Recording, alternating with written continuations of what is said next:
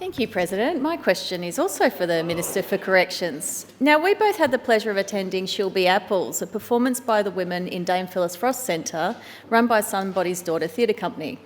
The performance was a powerful exploration of trauma, abuse and isolation. It examined how the choices we make and the choices made for us shape our lives for better or worse.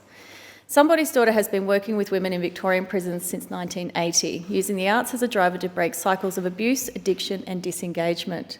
But after years of patchwork grants, they are in desperate need of funding.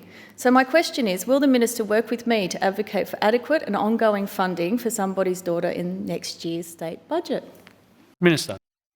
Thank you, President. I thank Ms Payne for that question, which is really a great example of what rehabilitative programs look like within the four walls. And a part of our justice system is making sure that when people enter into custody, we have an obligation to ensure they have the best opportunity to turn their lives around. And Somebody's Daughter and the theatre company do amazing work in that space. And I know Ms Payne's long-standing passion for that program. What I can say is we are scaling up our justice system. That means, thanks to the Treasurer, we have significant investments, and part of those investments aren't just on frontline staffing, but they're also about programs to ensure they scale up. So I'll take that on notice, and we are going through the budget process without disclosing those processes, but I will be advocating for more funds for programs within our correction system, and that is a really good program that has been really successful. So look on that positively. Thank you.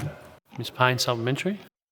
President, and I thank the Minister for his response and also for taking me up on the offer of going along to see the show, so I'm really glad you saw it. By way of supplementary, Somebody's Daughter, in partnership with Newcombe Secondary College, deliver an arts-led education program called Nobody's Fool Theatre, a program for school non-attendees. It's a creatively led education program for marginalised and disengaged young people who fall through the cracks of mainstream education. Now, we know it's important to engage young people who are disengaged, offering a circuit breaker to see them engage in community and education. So will the Minister commit to advocating for funding for programs like this that support young people? Minister.